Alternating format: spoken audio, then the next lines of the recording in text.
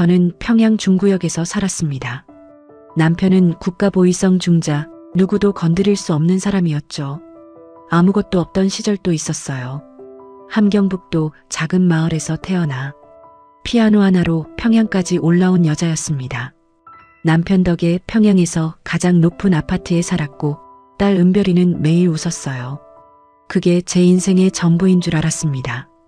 그런데 어느 날 새벽 남편이 사라졌어요. 그리고 숙청 명단에서 제 이름을 발견했습니다. 저는 남편의 권총을 들었고 6살 딸을 안고 국경으로 달렸습니다. 지금부터 그 이야기를 시작하겠습니다. 목숨 걸고 자유를 찾아온 탈북민을 구독과 좋아요로 응원해주세요. 당신의 응원이 또 다른 기록의 시작이 됩니다. 저는 그날 새벽을 평생 잊지 못할 것입니다. 2013년 1월 평양 중구역 고급 아파트 17층. 바깥 기온은 영하 20도를 넘기고 있었고 창밖으로는 대동강이 꽁꽁 얼어붙어 있었습니다. 저는 그 아파트에서 남편과 딸과 함께 살고 있었어요. 남편의 이름은 리처로 국가보위성 소속 중자였습니다. 보위부라는 세 글자가 어떤 의미인지 북한에서 살아본 사람이라면 누구나 알고 있죠. 그 이름 하나로 아파트 엘리베이터에서 사람들이 고개를 숙였고 인민반장이 우리 집 앞에서는 발걸음을 멈추지도 못했습니다. 저는 그런 남자의 아내였어요. 평양음악대학을 나온 피아니스트였지만 결혼 후에는 피아노를 칠 일이 거의 없었습니다. 남편이 원한 것은 연주가 아니라 조용한 아내였으니까요. 저는 그 역할에 충실했어요. 아침마다 남편의 군복을 다려놓았고 저녁이면 딸 은별이와 함께 남편이 돌아오기를 기다렸습니다. 은별이는 그해 겨우 6살이었어요. 아빠가 무슨 일을 하는지도 모르는 채 매일 아빠의 군화 소리만 들으면 현관으로 달려가던 아이였습니다. 그게 우리 가족의 일상이었어요. 누가 봐도 완벽한 평양의 엘리트 가정. 부러울 것 하나 없는 삶이었죠. 그런데 그날 새벽은 달랐습니다. 새벽 3시쯤이었을 거예요.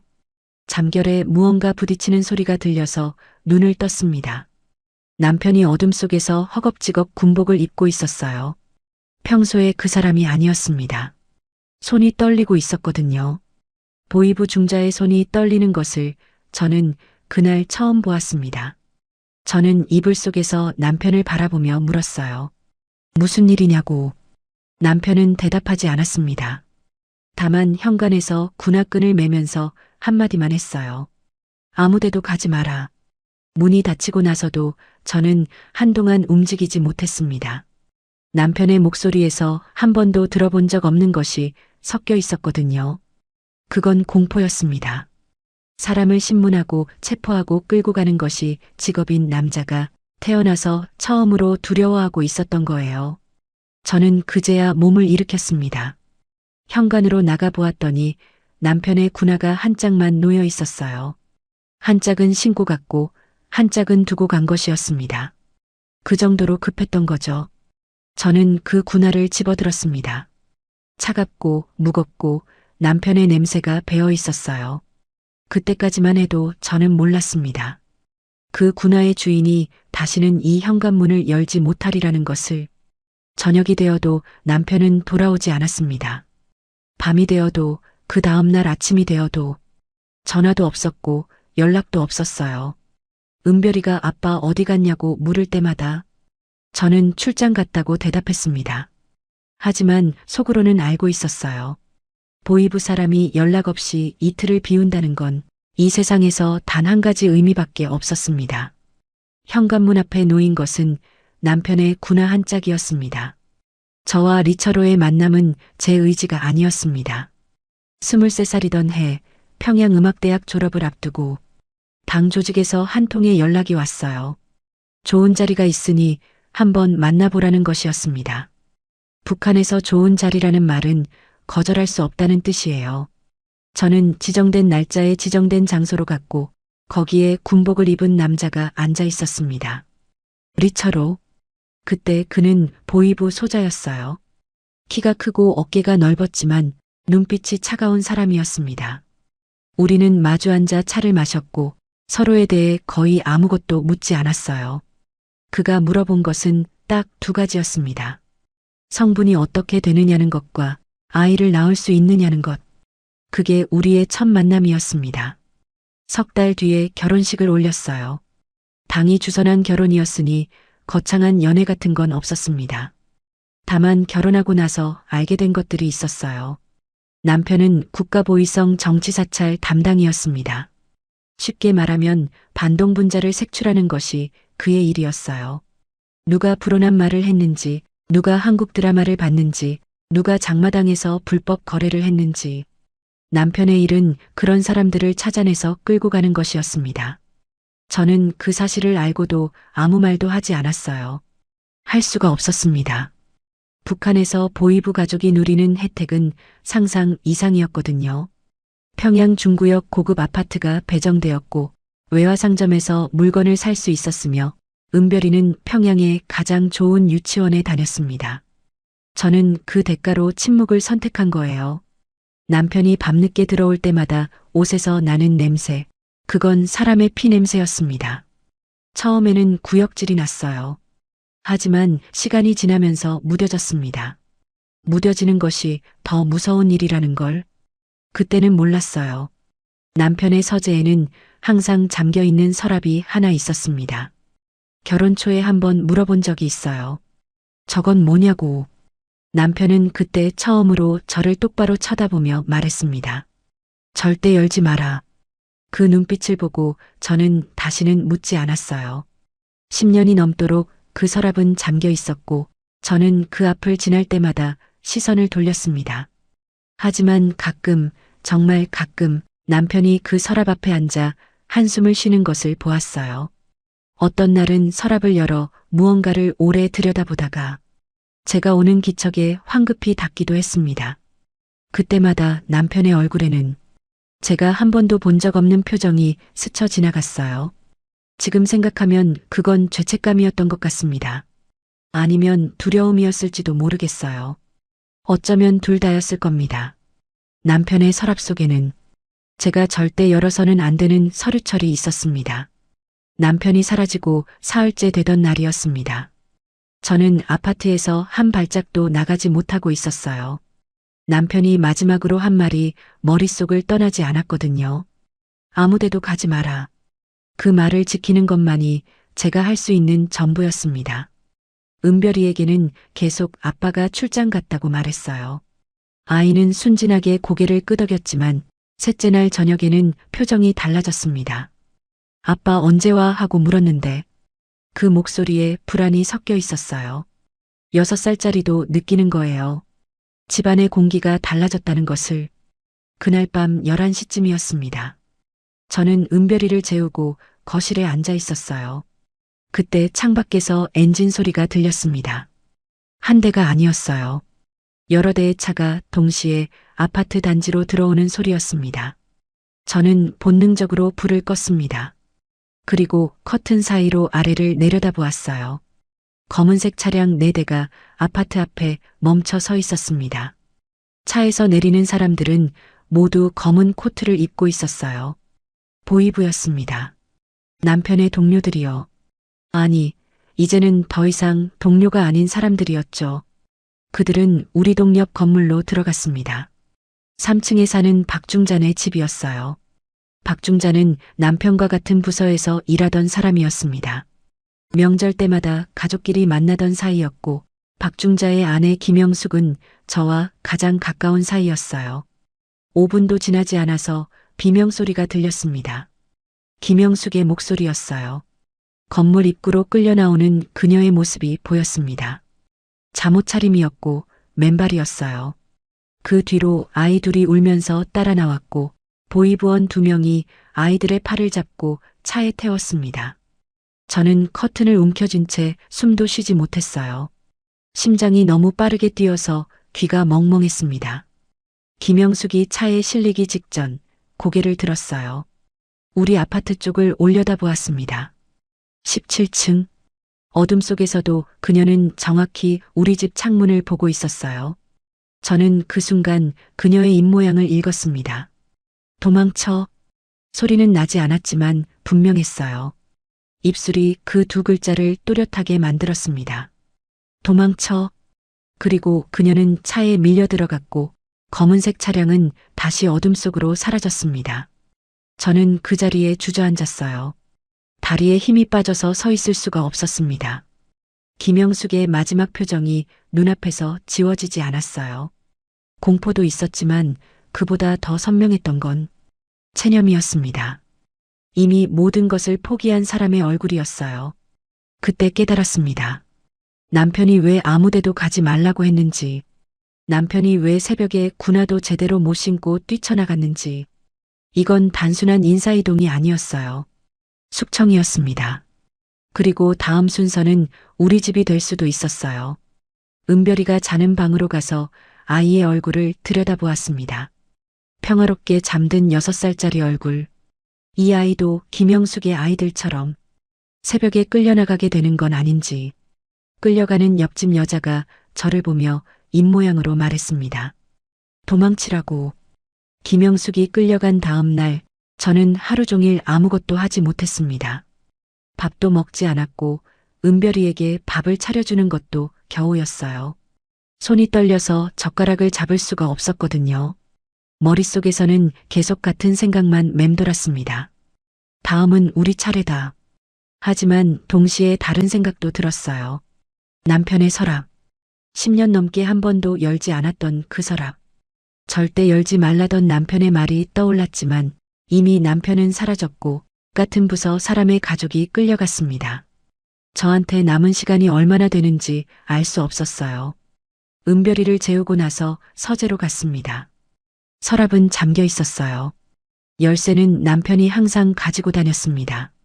하지만 저는 부엌에서 칼을 가져왔어요. 칼날을 서랍 틈에 넣고 비틀었습니다. 한 번, 두 번, 세 번. 나무가 갈라지는 소리와 함께 서랍이 열렸어요. 안에는 서류철 3개가 들어 있었습니다. 첫 번째 서류철에는 이름들이 빼곡했어요. 보이부 고위 간부들의 이름이었습니다. 처음에는 무슨 내용인지 이해하지 못했어요. 숫자와 날짜와 장소가 나열되어 있었는데 자세히 보니 외화 거래 내역이었습니다. 달러, 위안, 유로. 금액이 상상할 수 없는 수준이었어요. 수백만 달러가 개인 계좌로 빠져나간 기록이었습니다. 두 번째 서류철은 더 충격적이었어요. 해외 도피 계획서였습니다. 고위 간부 3명이 중국을 거쳐 동남아로 빠져나가려는 계획.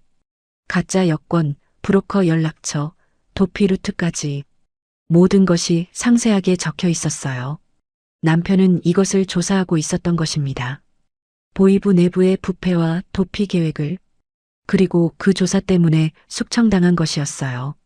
조사 대상이었던 고위 간부들이 오히려 남편을 먼저 제거한 것이었습니다. 세 번째 서류철을 펼치는 순간 저는 숨이 멎는 줄 알았어요. 처리 대상자 명단이었습니다. 남편의 부서원들과 그 가족들의 이름이 적혀 있었어요. 박중자의 이름이 있었습니다. 그 옆에 빨간 줄이 그어져 있었고 처리 완료라는 도장이 찍혀 있었어요. 김영숙의 이름도 있었습니다. 역시 빨간 줄. 그리고 명단의 맨 아래 리처로 처리 완료. 그 아래에 한 줄이 더 있었습니다. 최윤희, 리은별, 처리 대상 가족 전원. 아직 빨간 줄은 그어지지 않았지만 그건 시간 문제라는 뜻이었어요. 서류를 든 손이 미친 듯이 떨렸습니다. 글자가 흔들려서 읽을 수가 없었어요. 하지만 제 이름 석자만큼은 선명했습니다. 빨간 글씨로 동그라미가 쳐져 있었거든요. 서류를 바닥에 떨어뜨렸습니다. 무릎이 꺾여서 그 자리에 주저앉았어요.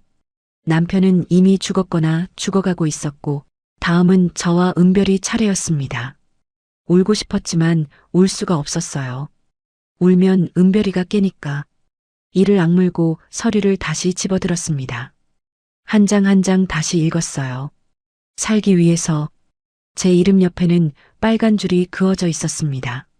서재 바닥에 서류를 펼쳐놓은 채 저는 한동안 움직이지 못했습니다.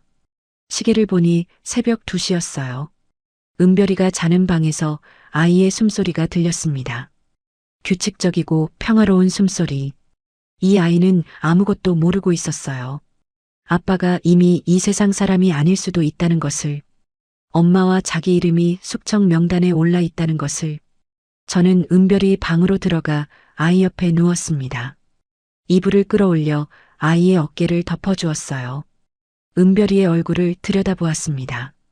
남편을 닮은 눈, 저를 닮은 입.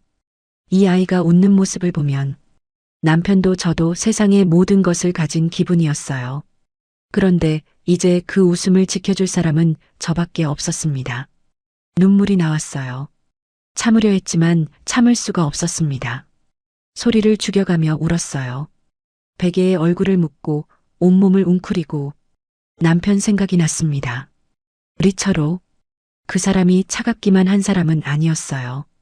겉으로는 보이부 중자의 냉정한 얼굴을 하고 있었지만 은별이 앞에서는 다른 사람이었습니다. 아이를 무릎에 올려놓고 동화책을 읽어줄 때면 세상에서 가장 다정한 아버지였어요. 은별이가 잠든 후에는 가끔 저한테도 말을 했습니다. 보통은 과묵한 사람이었지만 가끔 밤늦게 술 한 잔을 앞에 놓고 나지막하게 이야기를 꺼내곤 했어요. 어느 날 밤이었습니다. 남편이 평소와 다르게 술을 많이 마셨어요. 그리고 갑자기 저를 보며 말했습니다. 윤희야, 혹시 무슨 일이 생기면 해산으로 가라. 해산이요? 남편은 고개를 끄덕였어요. 해산에 네 사람이 있다.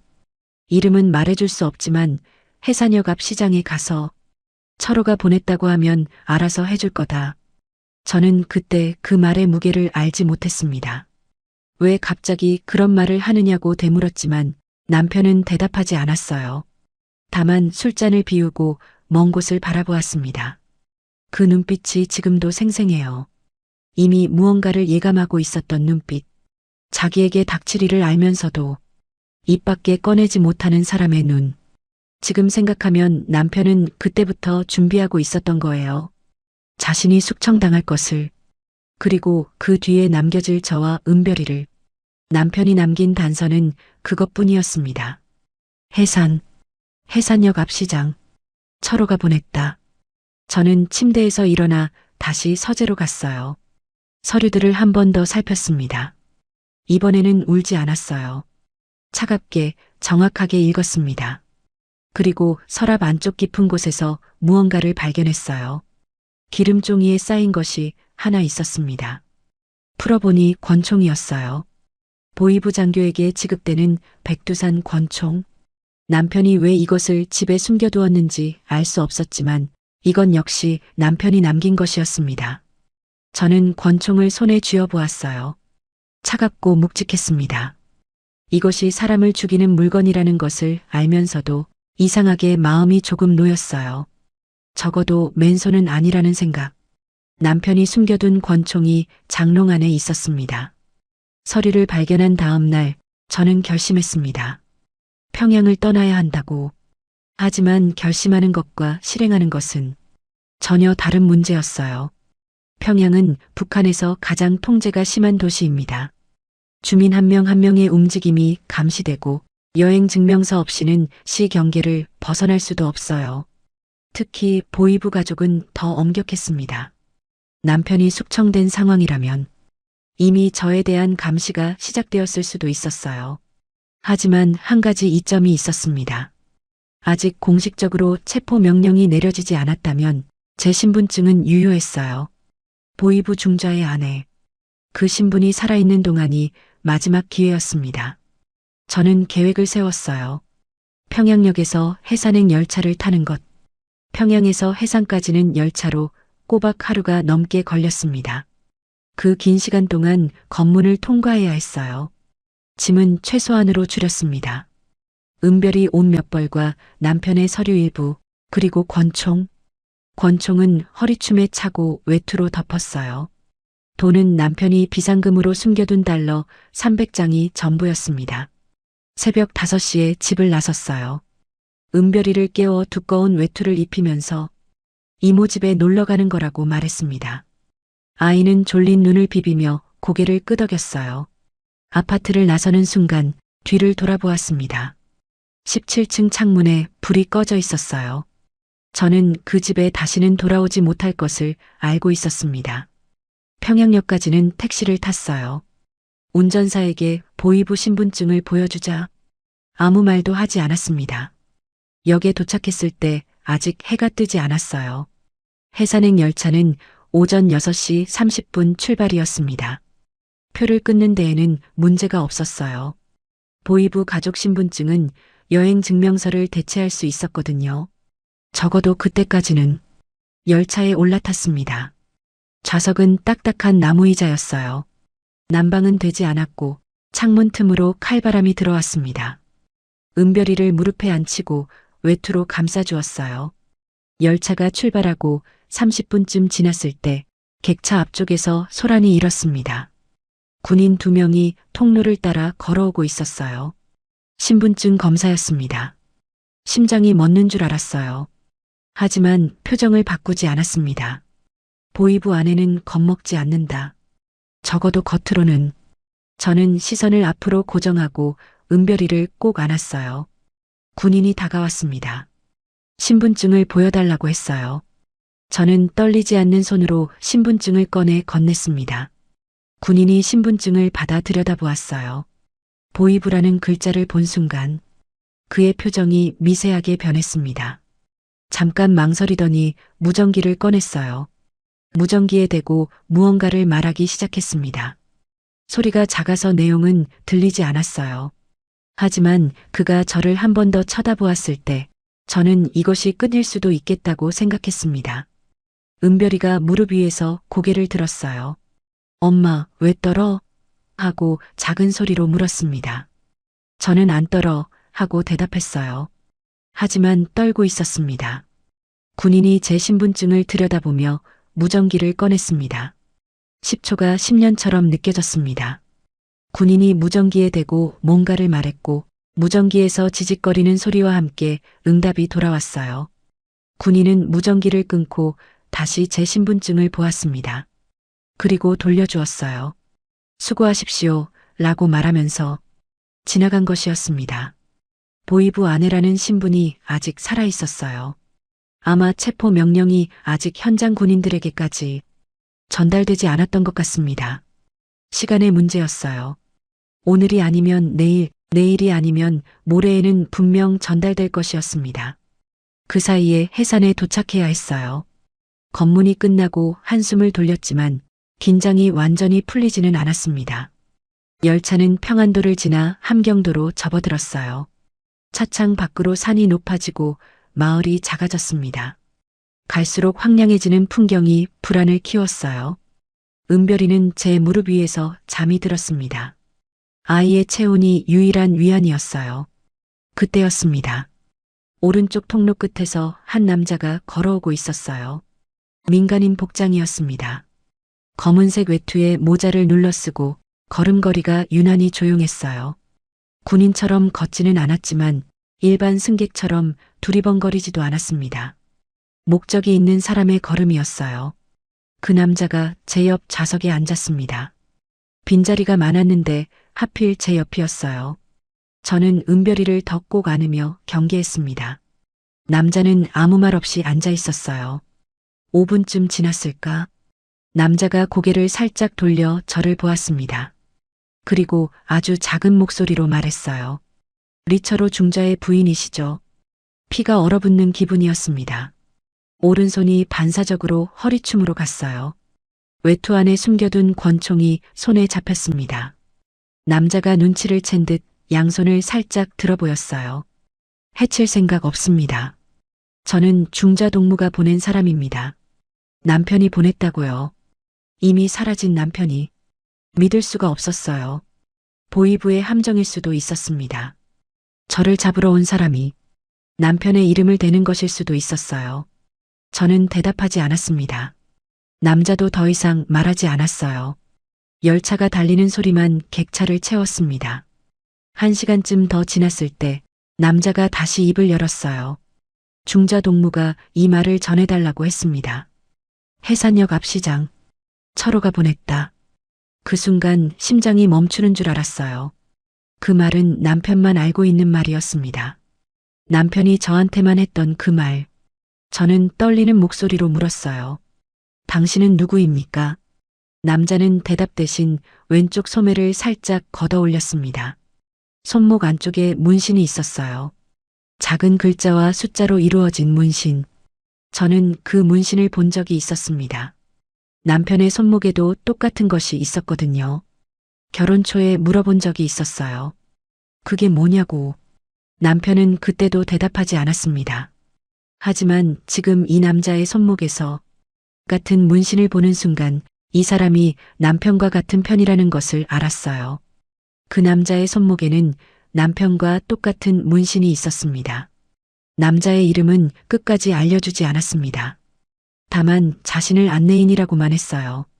남편이 만약을 대비해 미리 배치해둔 사람이라고 했습니다.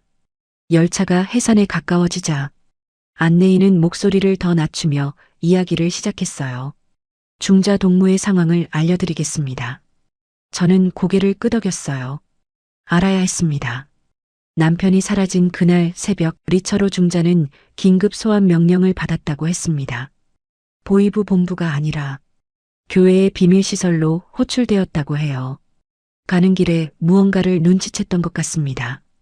호출 장소가 신문시설이라는 것을. 하지만 도망칠 수 없었어요. 이미 호위 차량이 양쪽에서 따라붙고 있었으니까. 남편은 그 시설에 들어간 뒤 사흘간 신문을 받았다고 합니다.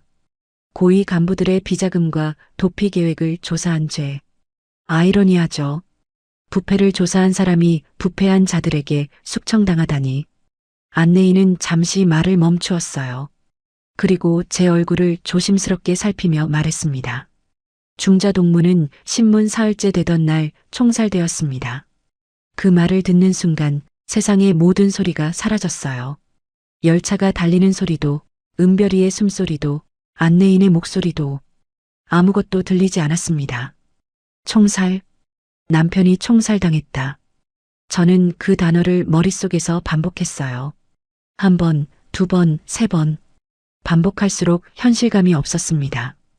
오늘 아침에도 남편이 돌아올 거라고, 어딘가에 숨어 있을 거라고, 살아 있을 거라고 믿고 있었거든요. 하지만 이미 사흘 전에 죽었다니. 제가 서류를 발견하고 권총을 손에 쥐고 탈출을 결심하던 그 시간에 남편은 이미 이 세상 사람이 아니었던 거예요. 눈물이 나오지 않았습니다. 너무 큰 충격을 받으면 눈물도 나오지 않는다는 것을 그때 처음 알았어요. 가슴 한가운데가 텅 비어버린 느낌이었습니다.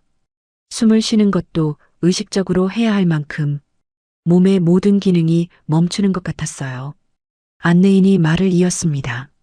중자 동무가 총살당하기 직전에 마지막으로 한 말이 있습니다. 저는 고개를 들었어요. 안내인의 눈이 붉어져 있었습니다. 이 사람도 남편을 아끼던 사람이었구나. 그 생각이 스쳤어요. 안내인이 말했습니다. 윤희와 은별이를 부탁한다. 그게 중자 동무의 마지막 말이었습니다. 그 순간 눈물이 터졌어요. 참을 수가 없었습니다. 소리를 내면 안 된다는 것을 알면서도 목구멍 깊은 곳에서 울음이 올라왔어요. 입을 틀어막고 고개를 숙였습니다. 어깨가 떨렸어요. 은별이가 무릎 위에서 몸을 뒤척였습니다. 엄마 하고 잠꼬대를 했어요. 저는 아이의 머리를 쓸어넘기며 괜찮아 자 하고 속삭였습니다. 괜찮지 않았어요. 아무것도 괜찮지 않았습니다. 남편이 마지막 순간까지 저와 은별이를 생각했다는 것, 자기가 죽을 것을 알면서도 우리가 살 길을 만들어 놓았다는 것, 그 사실이 가슴을 찢어 놓았어요. 안내인이 작은 목소리로 말했습니다. 중자 동무가 준비해둔 탈출 루트가 있습니다. 해산에서 두만강을 건너 중국으로 넘어가는 길입니다. 중국 쪽에 브로커가 대기하고 있고 거기서부터 라오스, 태국을 거쳐 한국 대사관까지 모든 경로가 짜여져 있습니다. 남편은 자기가 함께 가지 못할 것을 알고 이 모든 것을 미리 준비해둔 것이었어요. 서랍 속의 서류도, 해산에 대한 귀띔도, 이 안내인도 전부 남편이 만들어 놓은 안전망이었습니다. 저는 눈물을 닦으며 물었어요. 언제 건넙니까? 남편이 총살당하기 직전 마지막으로 한 말이 있다고 했습니다. 해산에 도착한 것은 그 다음날 새벽이었습니다. 열차에서 내리자마자 칼바람이 얼굴을 후려쳤어요. 영하 25도. 숨을 쉬면 코털이 얼어붙는 추위였습니다. 안내인은 역에서 나오자마자 빠른 걸음으로 골목길을 빠져나갔어요. 저는 은별이를 업고 그 뒤를 따랐습니다. 아이가 무거웠지만 내려놓을 수 없었어요. 걸으면 발자국 소리가 2배로 나니까 30분쯤 걸었을까? 허름한 단층 집 앞에 멈추었습니다. 안내인이 문을 3번 두드렸고 안에서 노인이 문을 열어주었어요. 안가였습니다. 방 하나에 부엌 하나. 벽에 금이가 있었고 창문에는 비닐이 붙어 있었어요. 하지만 바닥에 온돌이 깔려 있어서 따뜻했습니다. 은별이를 이불 위에 눕히자 아이는 금세 잠이 들었어요. 안내인이 말했습니다. 도강은 내일 밤입니다. 두만강이 가장 좁은 지점이 있는데 폭이 50m 정도 됩니다. 물이 허리까지 차지만 건널 수 있는 깊이예요. 다만 문제가 있습니다. 국경 경비대의 순찰 간격이 30분입니다. 그 사이에 건너야 합니다. 30분. 50m 강을 영하 25도에 건너는데 30분이면 충분한 건지 알 수 없었어요. 안내인은 충분하다고 했습니다. 다만 빠르게 움직여야 한다고. 저는 고개를 끄덕였어요. 그날 밤 은별이가 잠든 후 저는 안가의 구석에 앉아 권총을 꺼냈습니다. 남편의 권총. 탄창을 빼서 확인했어요. 총알이 8발 들어 있었습니다. 다시 탄창을 밀어넣고 안전장치를 확인했어요. 이걸 쏠 일이 없기를 바랐습니다. 하지만 만약의 경우를 위해 가지고 있어야 했어요. 은별이의 잠든 얼굴을 바라보았습니다. 이 아이는 아빠가 죽었다는 것을 아직 모릅니다. 언젠가 말해줘야 하겠죠. 하지만 지금은 아닙니다. 지금은 살아서 이 땅을 빠져나가는 것만 생각해야 했어요. 남편이 마지막으로 남긴 말이 머릿속을 맴돌았습니다. 윤희와 은별이를 부탁한다.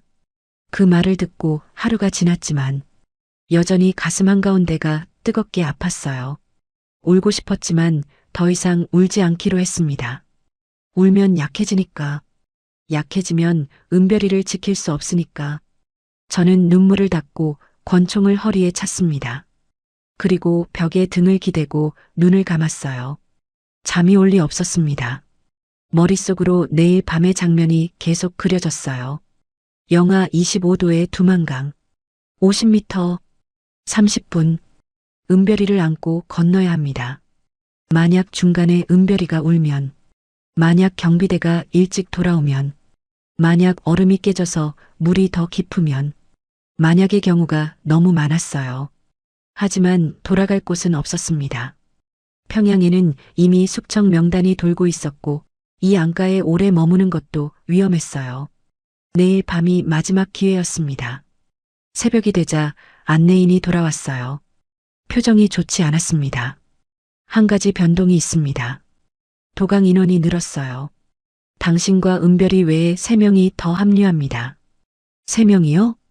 안내인이 고개를 끄덕였어요. 같은 루트로 나가는 사람들입니다. 인원이 많으면 위험하지 않습니까? 안내인이 잠시 침묵했어요. 어쩔 수 없는 사정이 있습니다. 저는 더 묻지 않았어요. 어차피 선택지는 없었으니까. 하지만 불안했습니다. 모르는 사람 3명과 함께 강을 건너야 한다는 것이 조력자가 말했습니다. 내일 밤이 마지막 기회라고. 도강 당일 밤 자정이 지나서 안가를 나섰습니다. 은별이를 업고 안내인의 뒤를 따라 어둠 속을 걸었어요. 달이 구름 뒤에 숨어 있어서 거의 아무것도 보이지 않았습니다. 발밑에 눈이 쌓여 있었고 한 발짝 내디딜 때마다 뽀드득 소리가 났어요. 그 소리가 총소리만큼이나 크게 느껴졌습니다. 20분쯤 걸었을까? 강가에 가까워지자 바람이 더 매서워졌어요. 두만강이 보였습니다. 강 표면이 부분적으로 얼어 있었고 중간중간 검은 물이 드러나 있었어요. 달빛이 없어도 물의 윤곽은 알 수 있었습니다. 어둠 속에서도 물은 빛을 반사하니까 도강 지점에 도착하자 이미 세 사람이 기다리고 있었습니다. 안내인이 말한 합류 인원이었어요. 어둠 속에서 그들의 얼굴은 잘 보이지 않았습니다. 두 명은 젊은 남자 같았고 한 명은 나이가 좀 있어 보였어요. 안내인이 작은 손전등을 잠깐 켰습니다. 서로의 얼굴을 확인하라는 의미였어요. 첫 번째 남자는 20대 후반으로 보였어요. 수척한 얼굴에 겁에 질린 눈, 장마당 장사꾼 같은 인상이었습니다. 두 번째 남자도 비슷한 나이였어요. 첫 번째 남자와 형제인 듯 닮아 있었습니다. 그리고 세 번째, 손전등 불빛이 세 번째 사람의 얼굴을 비추는 순간 저는 숨이 막혔습니다. 키가 크고 어깨가 넓은 50대 남자. 얼굴에 깊은 주름이 패여 있었고 입꼬리가 아래로 처진 냉정한 인상이었어요. 군인은 아니었지만 군인보다 더 위험해 보이는 사람. 저는 그 얼굴을 알고 있었습니다. 한번 본 적이 있었거든요. 2년 전 평양에서 남편과 함께 참석한 보위부 내부 행사. 그때 연단에 서 있던 사람. 남편이 귓속말로 알려준 이름. 박상철 상좌. 국가보위성 정치국 상좌. 남편의 직속 상관이었던 사람. 그리고 서류철에서 발견한 이름. 비자금 내역의 맨 위에 적혀 있던 이름. 해외 도피 계획서의 주인공. 남편을 숙청한 장본인. 제 남편 리처로를 죽인 사람이 바로 제 앞에 서 있었습니다. 손전등이 꺼졌어요. 다시 어둠이 내렸습니다. 하지만 제 눈앞에는 방금 본 그 얼굴만 남아 있었어요. 박상철. 이자가 왜 여기에? 곧 이해가 되었습니다. 숙청의 칼날은 양쪽을 뺍니다. 남편을 숙청한 자들도 결국 숙청당한 것이에요. 비자금과 도피 계획이 더 윗선에 발각되었고 박상철도 도망치는 중이었던 거예요. 가해자와 피해자가 같은 도강 지점에 서 있었습니다. 남편을 죽인 자와 남편의 아내가 같은 강을 건너야 하는 상황. 저는 오른손을 천천히 허리춤으로 내렸어요. 외투 안에서 권총의 차가운 금속이 손에 잡혔습니다. 이것을 쓸 일이 없기를 바랐다고 했었죠. 하지만 지금 이 순간 저는 이것을 쓰고 싶었습니다. 은별이가 등에서 꿈틀거렸어요. 엄마, 추워 하고 속삭였습니다. 그 남자는 남편을 숙청한 보위부 상좌였습니다. 어둠 속에서 박상철의 숨소리가 들렸습니다. 저와 3미터도 채 안 되는 거리였어요. 그 숨소리가 제 귓속에서 증폭되어 울렸습니다. 마치 세상의 모든 소리가 사라지고 이 남자의 호흡만 남은 것처럼 이 남자가 명령 한마디로 제 남편을 죽였어요. 리처로가 새벽에 끌려가서 사흘간 신문을 받고 총살당한 것도 이 남자의 서명 한 줄 때문이었습니다. 김영숙이 새벽에 잠옷 차림으로 맨발로 끌려간 것도 김영숙의 아이들이 엄마를 부르며 울부짖은 것도 박중자가 어딘가에서 사라져버린 것도 전부 이 남자가 앉은 책상에서 시작된 일이었어요. 처리 대상 가족 전원. 그 서류에 도장을 찍은 손이 지금 제 앞에 있었습니다. 제 손에 권총이 있었어요. 남편이 남겨준 백두산 권총. 탄창의 8발. 한 발이면 충분했습니다. 안전장치를 풀었어요. 찰칵. 그 작은 금속 소리가 영하 25도의 공기를 갈랐습니다. 소리는 작았지만 이 정막 속에서는 천둥과 같았어요. 박상철이 고개를 돌렸습니다. 어둠 속에서도 그의 눈이 반짝이는 것이 보였어요. 짐승의 눈 같았습니다. 어둠에 익숙한 짐승. 사람을 사냥하는데 익숙한 짐승의 눈. 하지만 지금 그 눈에는 사냥꾼의 날카로움이 아니라 사냥감의 공포가 서려 있었어요. 저는 권총을 들어 올렸습니다. 천천히 정확하게 총구가 박상철의 가슴 한가운데를 향했어요. 3미터. 이 거리에서 빗나갈 리가 없었습니다. 총을 쏴본 적은 없었어요. 하지만 방아쇠를 당기는 것은 어렵지 않을 것 같았습니다. 손가락 하나만 움직이면 되니까 피아노 건반을 누르는 것과 다르지 않을 거라고 생각했어요. 박상철이 한 발짝 뒤로 물러났습니다. 자갈이 발밑에서 서걱거리는 소리가 났어요. 그가 입을 열었지만 말이 나오지 않는 것 같았습니다. 입술이 떨리고 있었어요. 보이부 상자가 겁을 먹고 있었습니다. 사람을 숙청하는 것이 직업이었던 자가, 수백 명의 운명을 종이 한 장으로 결정하던 자가 권총 한 자루 앞에서 입술을 떨고 있었어요. 우습더군요. 이 남자도 결국 죽음 앞에서는 떨 줄 아는 거였습니다. 제 남편은 떨지 않았을 거예요. 마지막 순간에도 윤희와 은별이를 부탁한다고 말한 사람이 무릎을 꿇거나 목숨을 구걸하지는 않았을 겁니다. 그런데 이 남자는 떨고 있었어요. 제 남편을 죽여놓고 자기가 죽을 차례가 되니까 벌벌 떨고 있었습니다. 분노가 차올랐어요. 배 밑바닥에서부터 끓어오르는 것 같았습니다. 가슴을 지나 목구멍까지 올라왔어요. 이를 악물지 않으면 소리가 나올 것 같았습니다. 젊은 남자 두 명이 상황을 눈치챘어요. 한 명이 숨을 삼키는 소리가 들렸고 다른 한 명은 한 발짝 뒤로 물러섰습니다. 아무도 말하지 않았어요. 강바람만 5사람 사이를 스쳐 지나갔습니다. 안내인이 빠르게 다가왔어요. 제 팔을 잡지는 않았습니다. 총을 든 사람의 팔을 함부로 잡으면 안 된다는 걸 이 사람도 알고 있었겠죠. 대신 제 옆에 서서 낮은 목소리로 말했어요. 안 됩니다. 여기서 총소리가 나면 모두 죽습니다. 경비대 초소가 300m 앞에 있어요. 총소리 한 발이면 30초 안에 탐조등이 켜집니다. 그러면 이 자리에 있는 사람은 아무도 살아남지 못합니다. 저는 안내인의 말이 들렸어요. 머리로는 이해했습니다. 여기서 총을 쏘면 경비대가 달려올 것이고 우리 모두 잡히거나 죽을 것이라는 것. 은별이도 함께.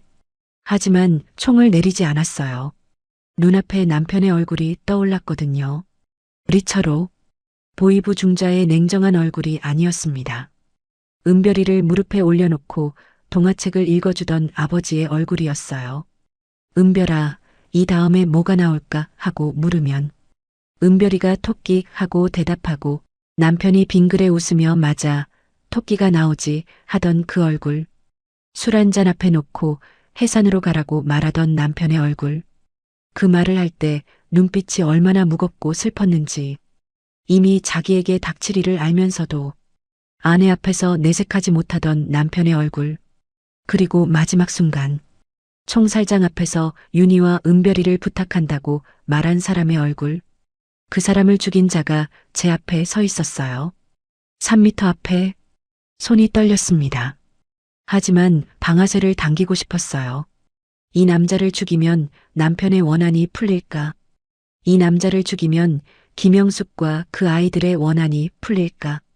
이 남자를 죽이면 숙청 명단에 올랐던 모든 사람들의 원한이 풀릴까? 이 남자를 죽이면 제 가슴 속에 이 불덩어리가 꺼질까? 풀리지 않겠죠. 죽은 사람은 돌아오지 않으니까. 불은 꺼지지 않을 거예요. 하지만 그래도 쏘고 싶었습니다. 한 발이면 되는데, 손가락 하나만 움직이면 되는데, 안내인이 다시 말했어요. 이번에는 목소리가 더 낮고 절박했습니다. 중자 동무가 마지막에 뭐라고 했습니까? 윤희와 은별이를 부탁한다고 했잖습니까? 부인이 여기서 총을 쏘면 은별이도 같이 죽습니다. 중자 동무가 목숨을 걸고 만든 길을 부인이 여기서 끊으려는 겁니까? 그 말이 가슴에 칼처럼 꽂혔어요. 남편이 만든 길, 숙청당할 것을 알면서도 아내와 딸의 탈출 루트를 짜고 안내인을 배치하고 브로커를 연결하고 중국에서 태국까지의 경로를 만들어 놓은 남편. 그 모든 것이 저와 은별이를 살리기 위해서였는데 제가 여기서 복수를 위해 방아쇠를 당기면 남편이 만든 모든 것이 물거품이 되는 거였어요. 은별이. 그 이름이 귀에 꽂혔습니다. 등에 엎인 아이의 체온이 느껴졌어요. 아이의 작은 심장이 뛰는 것이 등을 통해 전해졌습니다. 빠르게 뛰고 있었어요. 무서운 거죠. 6살짜리가 느끼기에. 지금 이 상황은 세상에서 가장 무서운 것이었을 거예요. 은별이가 제 목을 꼭 잡았어요. 작은 손가락이 제 목덜미를 움켜쥐었습니다. 그리고 작은 소리로 말했어요. 엄마, 무서워. 아이가 깨어 있었던 거예요. 어둠 속에서 엄마가 총을 들고 있다는 것을 6살짜리가 느끼고 있었습니다. 엄마가 누군가를 죽이려 한다는 것을. 아이의 본능이 알고 있었어요. 눈물이 흘렀습니다. 분노의 눈물인지 슬픔의 눈물인지 아니면 이 상황 자체에 대한 절망의 눈물인지 저도 모르겠었어요. 어쩌면 전부였을 겁니다. 저는 박상철의 눈을 똑바로 바라보았습니다. 어둠 속에서도 서로의 눈은 보였어요. 이 남자의 눈에 비친 것은 공포였고 제 눈에 비친 것은 분노와 슬픔과 그리고 어쩔 수 없는 선택이었습니다. 이 얼굴을 기억하겠다. 당신이 무슨 짓을 했는지 절대 잊지 않겠다. 당신 때문에 죽은 사람들을 하나하나 기억하겠다. 당신이 서명한 서류 한 장이 얼마나 많은 사람의 삶을 부쉈는지 기억하겠다. 살아서 이 땅을 빠져나가면 세상에 말하겠다. 당신 같은 사람들이 무엇을 했는지를 소리내어 말하지는 않았어요. 하지만 제 눈빛으로 전달되었을 겁니다. 박상철이 시선을 피했으니까 보이부 상자가 여자 한 명의 눈을 피했습니다. 저는 천천히 권총을 내렸어요. 아주 천천히. 손가락이 방아쇠에서 떨어지는데 평생만큼의 시간이 걸린 것 같았습니다. 안전장치를 다시 걸었어요. 찰칵. 그 소리가 아까보다 더 크게 들렸습니다. 안내인이 안도의 한숨을 쉬었어요. 하지만 저는 안도하지 않았습니다. 이건 용서가 아니었어요. 살면서 이 남자를 용서할 일은 없을 겁니다. 이건 은별이를 살리기 위한 선택이었어요. 남편이 원한 것도 복수가 아니라 은별이의 목숨이었으니까. 남편의 마지막 말이 복수하라가 아니라 은별이를 부탁한다였으니까. 저는 권총을 다시 허리춤에 넣었습니다. 그리고 등에 엎인 은별이의 손을 잡아주었어요. 엄마 여기 있어. 괜찮아. 은별이의 손이 조금 풀렸습니다. 하지만 완전히 놓지는 않았어요. 저는 그 남자의 눈을 똑바로 바라보며 권총의 안전장치를 풀었습니다. 안내인이 손목시계를 확인했습니다. 새벽 1시 45분. 경비대 순찰이 방금 지나갔으니 30분 안에 건너야 합니다. 30분. 50m 강을 영하 25도에 건너는데 주어진 시간. 길다면 길고 짧다면 짧은 시간이었어요. 하지만 등에 6살짜리를 업고 총상 없이 건너는 것과 총알이 날아오는 가운데 건너는 것은 완전히 다른 문제였습니다. 5명이 강가로 내려갔어요. 저와 은별이, 안내인, 젊은 남자 둘, 그리고 박상철. 강가에 서니 바람이 더 매서웠습니다. 두만강에 찬 공기가 얼굴을 후려쳤어요. 코와 볼이 순식간에 얼어붙는 것 같았습니다. 강 표면은 가장자리가 얼어 있었지만 중간은 검은 물이 흐르고 있었어요. 완전히 얼지 않은 것이 오히려 다행이었습니다. 얼음 위를 건너다 깨지면 더 위험하니까. 안내인이 순서를 정했어요. 제가 먼저 가고 그 뒤를 젊은 남자 둘이 따르고 박상철이 마지막. 안내인은 이쪽에 남아 흔적을 지우겠다고 했습니다. 여기서 헤어지는 거였어요. 안내인이 저를 보며 말했습니다. 중국 쪽에 사람이 기다리고 있습니다. 강을 건너면 불빛이 3번 깜빡이는 곳으로 가세요. 절대 다른 곳으로 가면 안 됩니다. 그리고 한마디를 더 했어요. 중자동무의 마지막 부탁 반드시 지키겠습니다. 부인도 반드시 살아서 건너십시오. 저는 고개를 끄덕였어요. 고맙다는 말도 안녕이라는 말도 하지 못했습니다. 목이 막혀서요. 이 사람과 다시 만날 일이 있을까? 아마 없겠죠. 이름도 모르는 사람, 남편이 믿고 맡긴 사람, 그 사람과의 마지막이 고개 끄덕임 한 번이었습니다. 은별이를 등에서 내려 가슴 앞에 안았어요. 아이의 얼굴을 보았습니다. 어둠 속에서도 은별이의 눈이 빛나고 있었어요. 엄마, 물에 들어가는 거야? 응. 엄마가 꼭 잡고 있을 테니까 절대 놓지 마. 은별이가 고개를 끄덕이며 제 목을 감싸 안았습니다. 작은 팔이 제 목을 꽉 조였어요. 아이의 체온이 가슴에 전해졌습니다. 이 온기를 지켜야 했어요. 무슨 일이 있어도. 강물에 첫 발을 내디뎠습니다.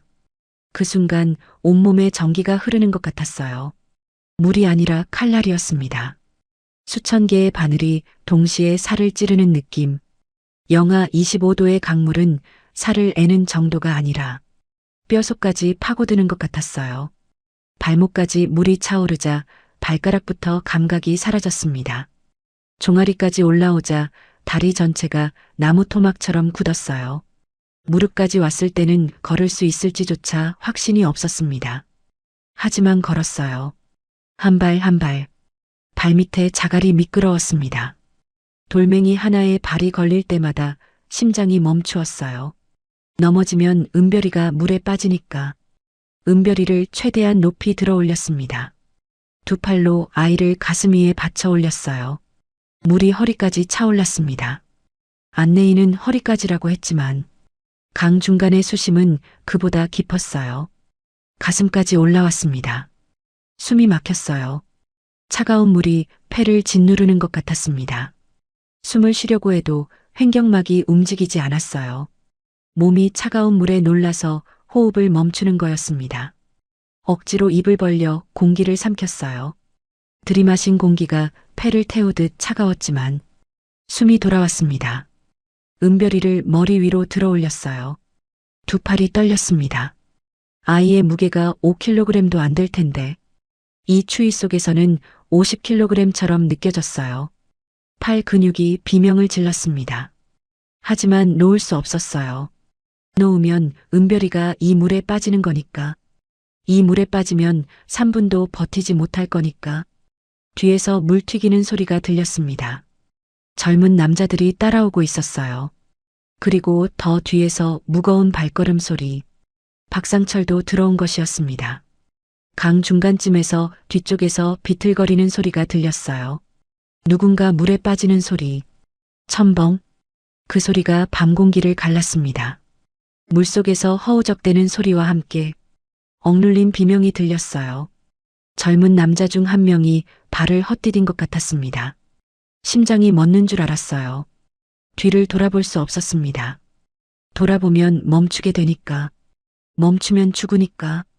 앞만 보고 걸었어요. 한 발 한 발 한 발.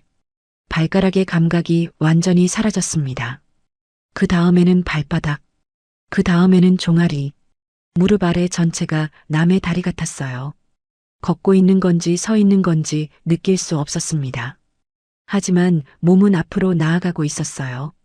머리가 명령하지 않아도 다리가 움직였습니다. 살아야 한다는 본능이 몸을 끌고 가는 것 같았어요. 중간 지점을 지났을 때 탐조등이 켜졌습니다.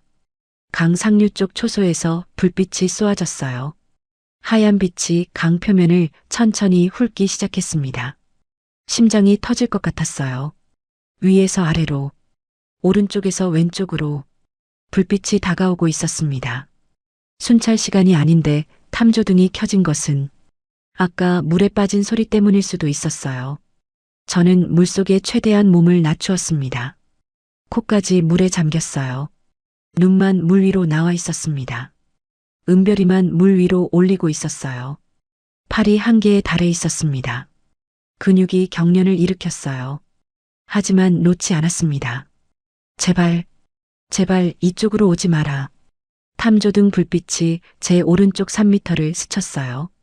물 위에 반사된 하얀 빛이 눈을 찔렀습니다. 지나갔다고 생각한 순간 불빛이 멈추었어요. 그리고 천천히 되돌아오기 시작했습니다. 무언가를 감지한 것이었어요. 사람인지 동물인지 확인하려는 것처럼 불빛이 느리게 강 표면을 되짚고 있었습니다. 그 순간 은별이가 울음을 터뜨렸어요. 엄마, 차가워, 무서워. 아이의 울음소리가 얼어붙은 강 위로 퍼졌습니다. 메아리처럼 강변을 타고 번져나갔어요. 소리가 얼마나 멀리까지 갔는지 알 수 없었습니다. 하지만 탐조등은 확실히 멈추었어요. 정확히 우리 쪽을 향해서 불빛이 점점 다가왔습니다. 3m, 2m, 1m. 제 머리 위로 들어올린 은별이의 얼굴이 하얀 빛에 비추려는 찰나였어요. 탐조등 불빛이 제 얼굴 위를 스치는 순간 은별이가 울음을 터뜨렸습니다. 탐조등이 멈추었습니다. 하얀 불빛이 강 한가운데를 비추고 있었어요. 제 머리 위에 들어올린 은별이의 얼굴이 그 빛에 드러났을 수도 있었습니다. 물속에 잠긴 제 몸은 보이지 않았겠지만 아이의 윤곽만큼은 보였을 거예요. 은별이의 울음소리가 그치지 않았습니다. 엄마, 엄마 하고 계속 불렀어요. 입을 막을 수도 없었습니다. 두 손으로 아이를 들고 있었으니까. 한 손을 놓으면 아이가 물에 빠져요. 엄마가 여기 있어. 괜찮아. 조금만 참아. 조금만 더 가면 돼. 속삭였지만 은별이는 계속 울었어요. 추위와 공포에 질린 6살짜리를 달랠 방법은 없었습니다. 그때 초소 쪽에서 소리가 들렸어요.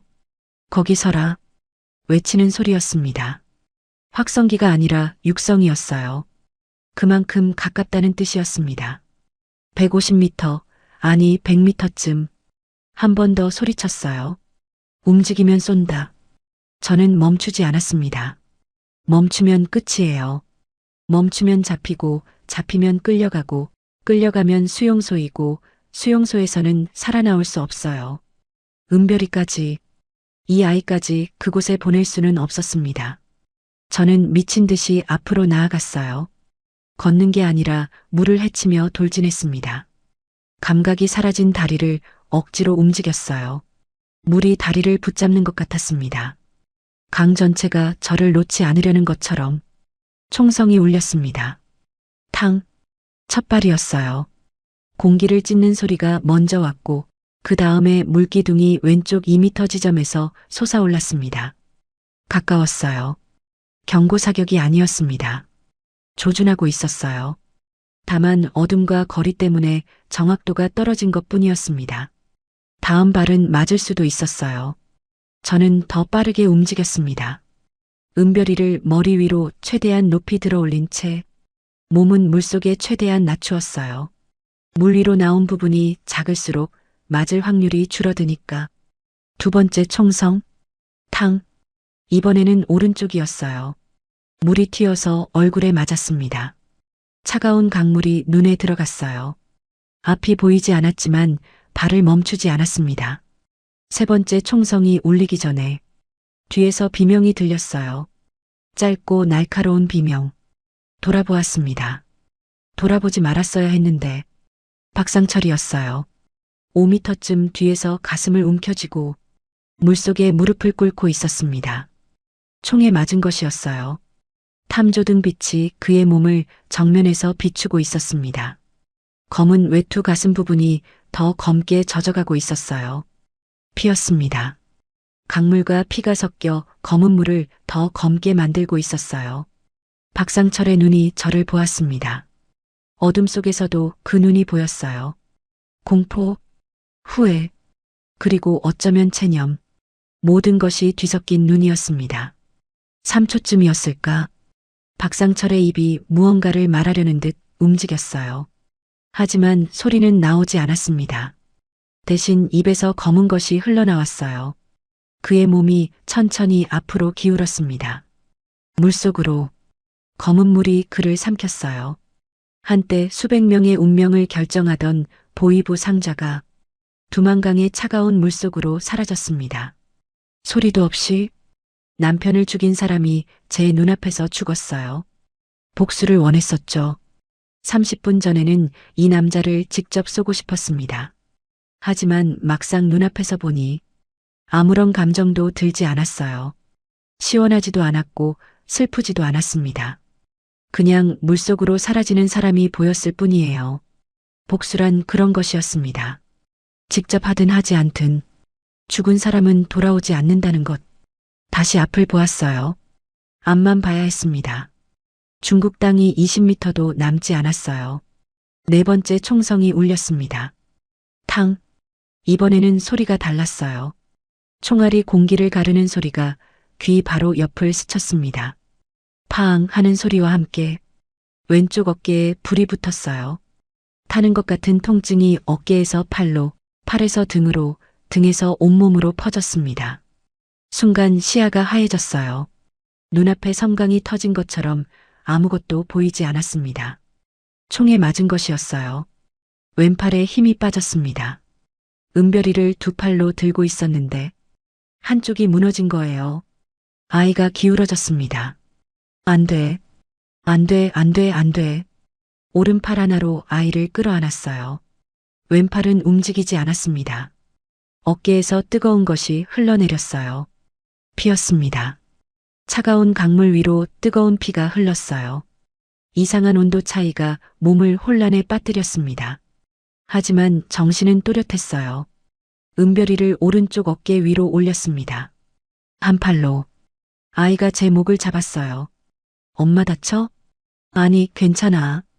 괜찮지 않았어요. 어깨에서 피가 멈추지 않았습니다. 하지만 은별이에게 그 말을 할 수는 없었어요. 5번째, 6번째 총성이 연달아 울렸습니다. 총알이 주변 물을 때렸지만 더 이상 맞지는 않았어요. 물 밖으로 나오는 부분이 줄어들었으니까 거의 기어가다시피 강을 건넜습니다.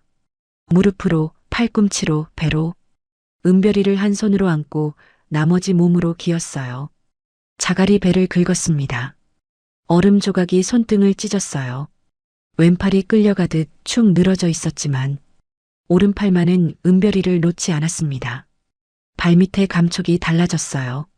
물이 얕아졌습니다. 가슴, 허리, 무릎, 발목. 물이 빠져나가고 있었어요. 자갈의 느낌이 달라졌습니다. 강바닥이 올라오고 있었어요. 중국이었습니다. 중국 땅이었어요. 강둑으로 기어 올라갔습니다. 무릎과 팔꿈치로 흙을 움켜쥐며 올라갔어요. 왼팔이 끌리는 게 느껴졌지만 멈추지 않았습니다. 둑 위에 올라서자 바람이 젖은 몸을 때렸어요. 강 안에 있을 때보다 더 추운 것 같았습니다. 하지만 상관없었어요. 은별이를 내려놓고 아이의 얼굴을 확인했습니다. 울고 있었지만 다치지는 않았어요. 옷이 조금 젖었지만 물에 빠지지는 않았습니다. 살았어. 우리 살았어. 은별아, 우리 살았어. 속삭이며 아이를 끌어안았습니다. 한 팔로, 오른팔만으로. 아이가 제 품에서 고개를 끄덕였어요. 뒤에서 물소리가 들렸습니다. 젊은 남자 한 명이 기어 올라오고 있었어요. 한 명뿐이었습니다. 둘 중 하나는 강 안에서 사라진 거예요. 박상철과 함께 두만강이 두 사람을 삼킨 거였습니다. 탐조등이 여전히 강을 비추고 있었지만 불빛은 강 중간에 머물러 있었어요. 중국 쪽까지는 비추지 못했습니다. 총소리도 멈추었어요. 국경을 넘어 쏘지는 못하니까 저는 은별이를 안고 일어섰습니다. 왼쪽 어깨에서 피가 계속 흘렀어요. 옷이 젖어서 피인지 물인지 구분이 되지 않았지만 어깨를 누르면 뜨거운 것이 손에 묻었습니다. 하지만 멈출 수 없었어요. 안내인이 말했었죠. 불빛이 3번 깜빡이는 곳으로 가라고. 어둠 속에서 50m 앞에 불빛이 보였습니다. 1번, 2번, 3번. 약속의 불빛이었어요. 남편이 만들어 놓은 길의 다음 이정표. 저는 그 불빛을 향해 걸었습니다. 한 발짝 내디딜 때마다 어깨에서 피가 뚝뚝 떨어졌어요. 발밑에 흙이 검게 물들었을 겁니다. 하지만 한 발짝 내디딜 때마다 남편의 목소리가 들리는 것 같았어요. 잘했어. 거기까지 갔으면 됐어. 이제 조금만 더 가면 돼. 제 왼쪽 어깨에 불이 붙은 것 같았습니다. 하지만 멈출 수 없었습니다. 불빛이 3번 깜빡이던 곳에 사람이 있었습니다. 중국 쪽 브로커였어요. 40대 초반의 조선족 남자였습니다. 이름은 알려주지 않았어요. 얼굴을 보자마자 제 어깨를 보고 욕을 내뱉었습니다. 총 맞았어? 미친. 저는 고개를 끄덕였어요. 대답할 힘도 없었습니다. 강을 건너고 나서야 통증이 제대로 밀려왔거든요. 아드레날린이 빠져나가자 어깨가 불에 달군 인두로 지지는 것처럼 아팠습니다. 시야가 흐려졌어요. 다리가 풀리면서 무릎이 꺾였습니다. 브로커가 재빨리 저를 부축했어요. 은별이를 젊은 남자에게 맡기고 저를 강둑 뒤에 숨겨둔 차량으로 데려갔습니다. 낡은 짐차였어요. 짐칸에 이불이 깔려 있었고 그 위에 저를 눕혔습니다. 은별이가 바로 달려와서 옆에 누웠어요. 엄마, 자는 거야? 아니, 잠깐 쉬는 거야. 아이의 얼굴이 흐릿하게 보였습니다. 의식이 자꾸 멀어졌어요. 브로커가 응급처치를 시작했습니다. 외투를 벗기고 어깨를 확인했어요. 총알은 관통했다고 했습니다. 어깨뼈 옆을 스치고 뒤로 빠져나간 것이라 뼈는 다치지 않았지만 출혈이 심했어요. 운이 좋았다고 했습니다. 2cm만 안쪽이었으면 뼈가 부서졌을 거라고. 운이 좋다. 두만강에서 총에 맞은 것이 운이 좋다니. 웃음이 나왔어요. 웃기면서 동시에 울고 싶었습니다.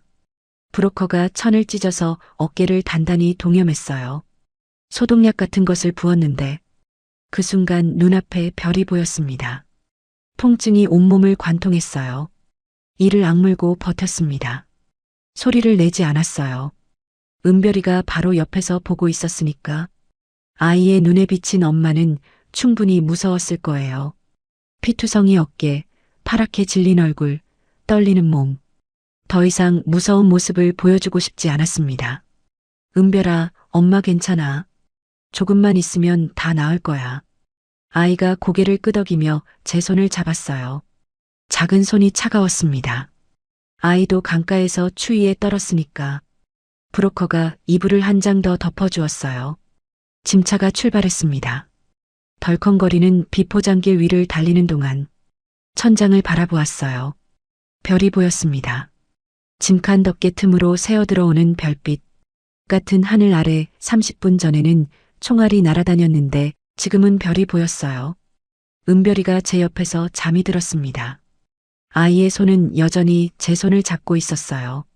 잠든 후에도 놓지 않았습니다. 놓으면 안 된다는 것을 아이의 몸이 기억하는 것처럼. 짐차는 새벽 어둠 속을 달렸어요. 중국 동북 삼성의 시골길을 따라 사흘을 이동했습니다. 낮에는 숨고 밤에만 움직였어요. 조선족 가정에 숨어 지냈는데 그 집 아주머니가 저를 보자마자 울었어요. 어깨를 보고 우는 게 아니라 은별이를 안고 있는 제 모습을 보고 운 거예요. 아이고, 이 어린 것을 데리고.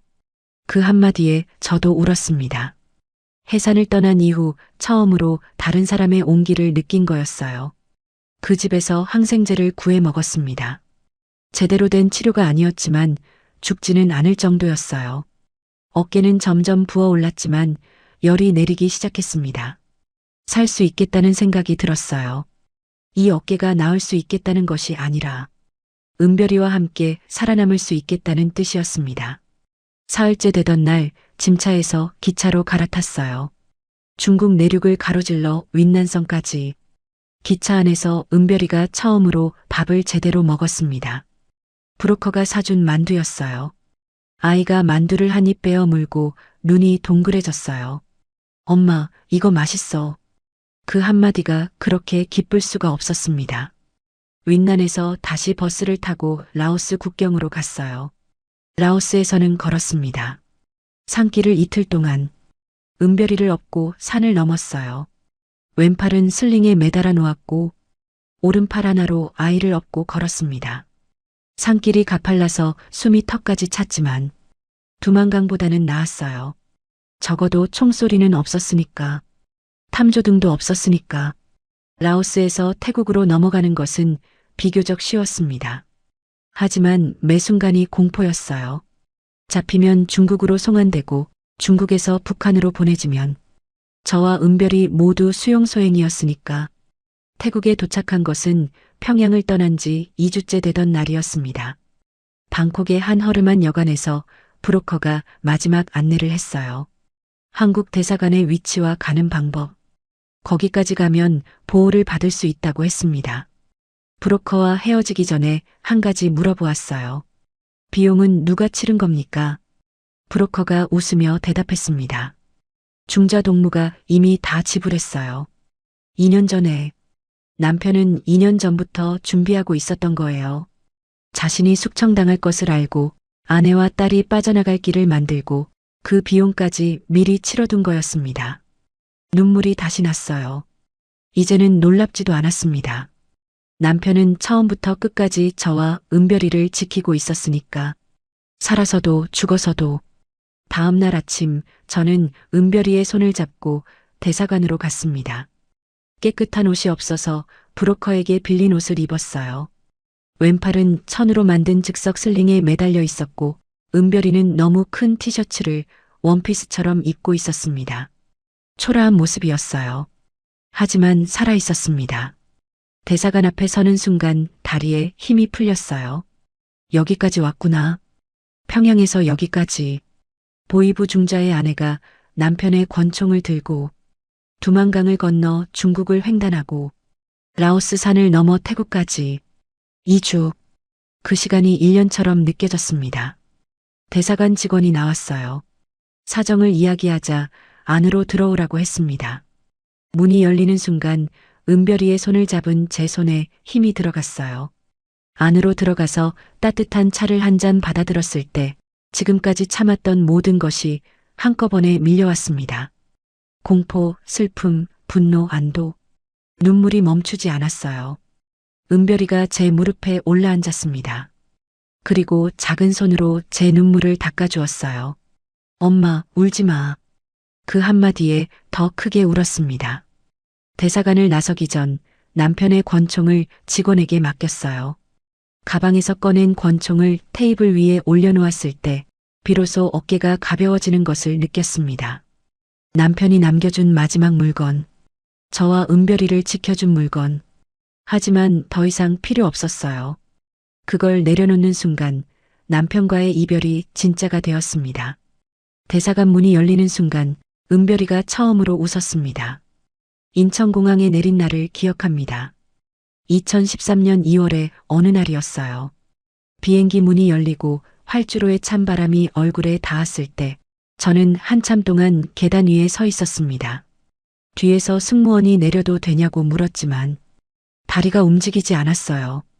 이곳이 한국이라는 것을 머리로는 알고 있었지만 몸이 믿지 않았습니다.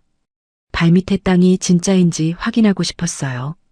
이것이 꿈이 아니라는 것을, 아무도 끌고 가지 않는 땅이라는 것을. 은별이가 제 손을 잡아당겼어요. 엄마, 가자. 아이의 목소리가 얼마나 밝았는지 모릅니다. 평양에서, 열차에서, 두만강에서, 산길에서 한 번도 이렇게 밝은 목소리를 낸 적이 없었어요.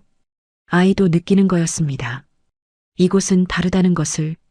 그 한마디에 첫 발을 내디뎠습니다. 하나원에서 석 달을 보냈어요.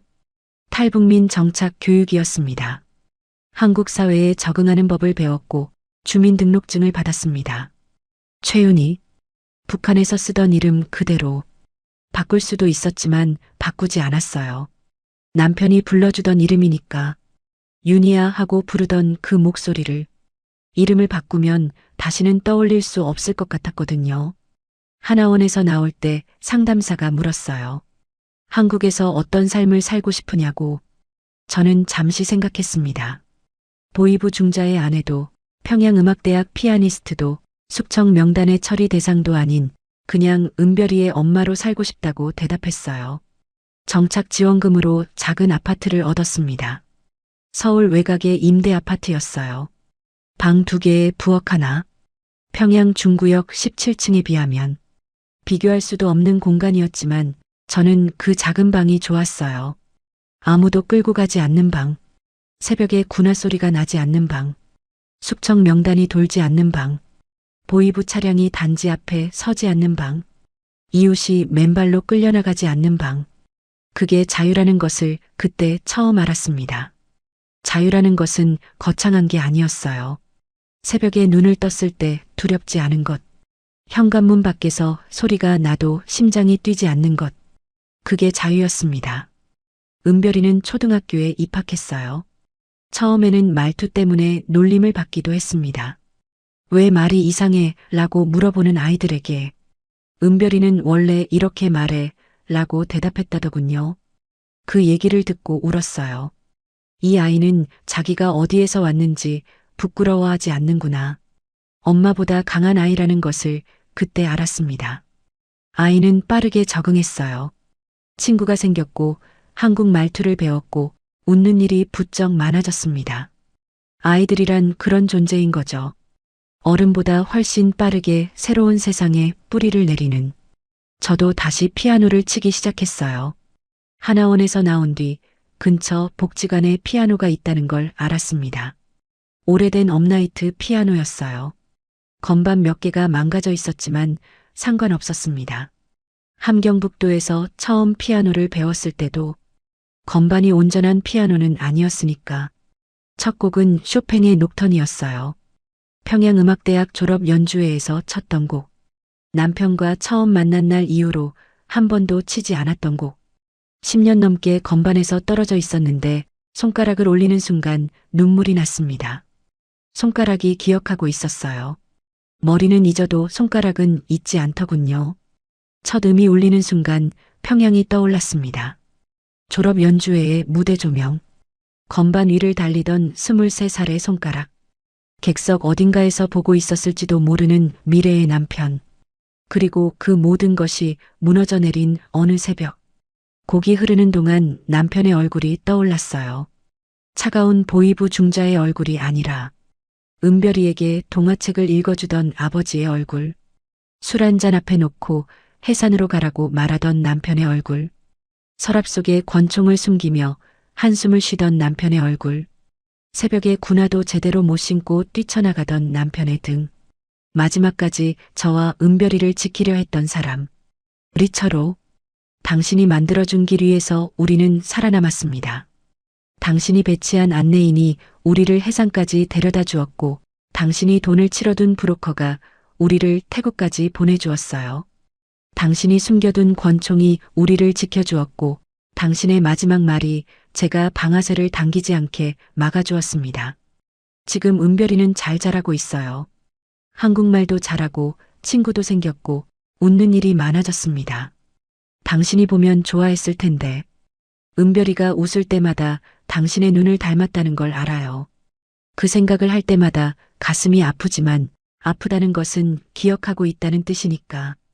그것만으로 충분하다고 스스로에게 말합니다. 다만 한 가지. 매일 새벽이면 잠에서 깨어요. 새벽 3시쯤 남편이 군화를 신고 나가던 그 시간. 눈을 뜨면 한동안 천장을 바라봅니다. 여기가 평양인지 서울인지 헷갈리는 순간이 있어요. 어둠 속에서 보이부 차량의 엔진 소리가 들리는 것 같고, 김영숙의 비명이 들리는 것 같고, 두만강의 총소리가 울리는 것 같아요. 그때마다 왼쪽 어깨의 흉터가 욱신거립니다. 두만강에서 맞은 총알의 흔적. 피부 위에 남은 둥근 자국. 그 흉터를 만지면 비로소 깨어나요. 여기는 서울이고 은별이는 옆방에서 자고 있고 아무도 끌고 가지 않는다는 것을. 여기는 총소리가 나지 않는 곳이라는 것을. 하지만 가끔, 정말 가끔 새벽 어둠 속에서 두만강 물소리가 들릴 때가 있어요. 영하 25도의 검은 물이 가슴까지 차오르는 느낌. 은별이를 머리 위로 들어올리던 떨리는 팔. 탐조 등의 하얀 불빛. 물속으로 사라지던 사람들. 제 어깨를 관통한 총알의 열기. 그 밤은 끝났지만 제 안에서는 아직 끝나지 않은 것 같습니다. 어쩌면 평생 끝나지 않을지도 모르겠어요. 그래도 아침이 오면 일어납니다. 은별이의 아침밥을 차리고 학교에 보내고 피아노 앞에 앉아요. 건반에 손가락을 올리면 떨림이 멈춥니다. 음악은 저를 배신하지 않았거든요. 평양에서도 서울에서도. 남편이 마지막으로 남긴 말이 매일 아침 저를 일으켜 세우거든요. 윤희와 은별이를 부탁한다. 그 부탁을 지키는 것이 제가 살아가는 이유입니다.